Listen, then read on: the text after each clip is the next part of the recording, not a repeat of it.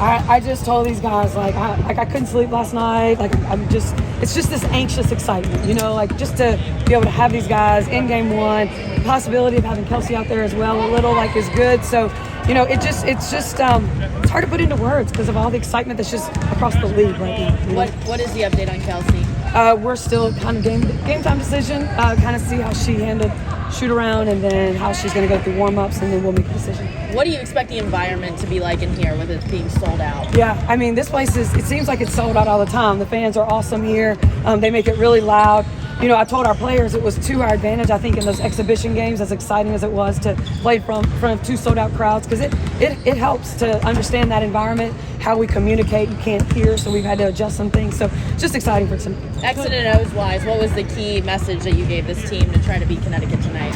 Yeah, I mean, they're going to come in and they're going to try to push us around. That's their MO, that's their personality, and we just have to be ready for it, know it's coming, and not react to it. Just keep playing our game. Coach, are the veterans feeling a different intensity this season with all the excitement around it?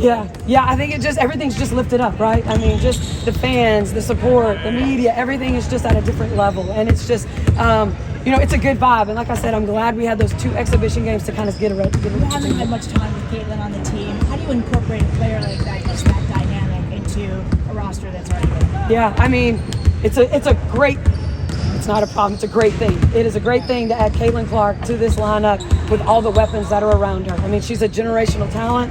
She's a great scorer. But guys, she is like one of the best passers I've ever coached. And so that's what makes it really exciting as well.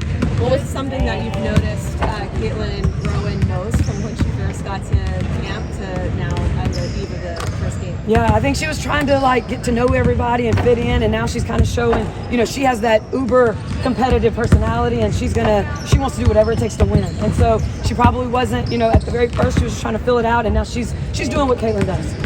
You mentioned not being able to sleep last night, but a year ago at this time, what do you remember about just how you were feeling into the first game last year? Were you able to sleep? Were you more nervous? Were you prepared differently? Yeah, first time head coach, man. It was nerve-wracking. We had Connecticut at home. And so, same thing, kind of the same jitters.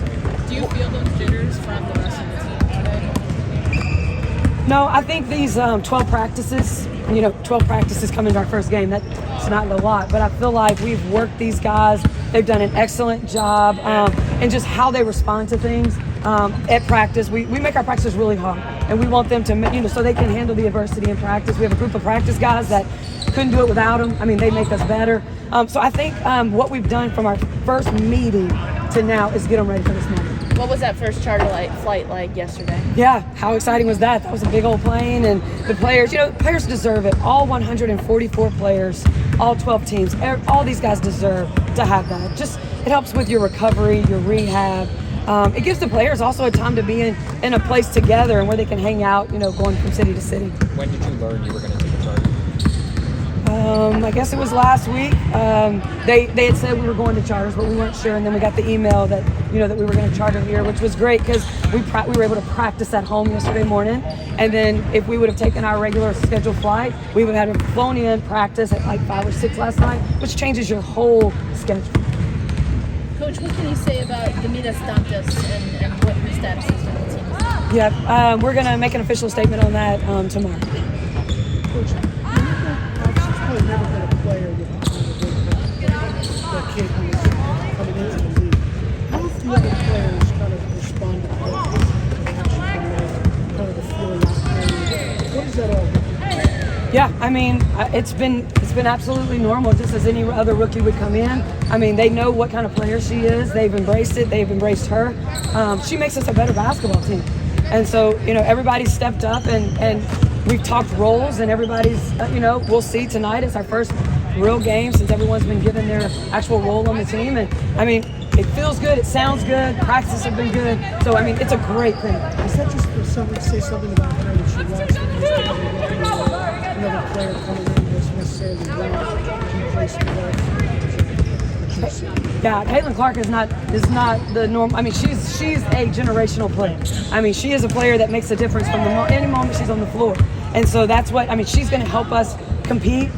She's going to make our competitive level even higher because she just wants to win. She's going to get our players open because of her spacing ability. She's going to get our players wide open shots because of her passing ability. I mean, she is a phenomenal all-around player for us. Christie, have you guys voted team captains, or how do you handle that process?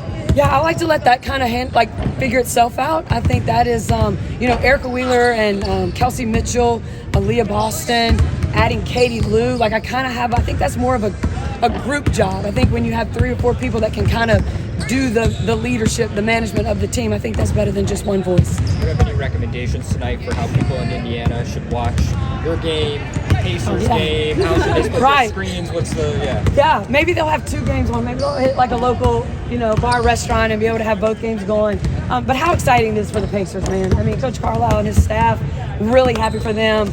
Wishing them a lot of luck. You've spoken about the relationship between Erica and Caitlin in terms of veteran leadership and bringing her along. Is there anything you've seen between them in the past 24, 48 hours heading into this game to highlight? E-Dub is constantly in Caitlin's ear, and she's constantly just giving her, one of the biggest things in this league is personnel, know your personnel. And E-Dub, I've heard her just talking to her about this player and that player, because at the end of the day, it is about guard your man. And so Caitlin is, E-Dub's helping her with that. Also just with some of the ways that veteran teams play. There's just a way some veteran teams play that she might not be used to, just giving her all those little, tidbits of information. What were the biggest takeaways you had from the pair of exhibition games that you're really looking for the team to address or to build off of? Yeah. The thing that stood out to me first was I thought Melissa Smith was really good in both those 2 exhibition games. She filled a role. We're spacing the floor. She was able to get some rebounds. She's posting more, which was good. I think those 2 games, it was hard to play where we were trying to fill each other out like a regular exhibition game where you can make adjustments because the excitement was there. It felt like, a WNBA championship game. So, we didn't probably do as much rotating as we normally would have. So, but now we're kind of, we've made our cuts and we're I think in a good spot of where we're over there tomorrow. With such a condensed schedule, how do you keep them aware of the big picture while also keeping it the one game at a time? Yeah, playing some of the toughest teams in the league, right? Our month of May is unbelievable. I'm just hoping that we stay healthy, that we are able to learn from what we need to learn from this game tonight, moving into New York. But I've really preached it is one game at a time. We are focused on this game, get what we need to get done here, and just grow from it. If it doesn't go our way on the court at times, what can we learn from it? That's what I'm trying to teach these guys. Did you guys have a charter back home to Indy? Or tonight?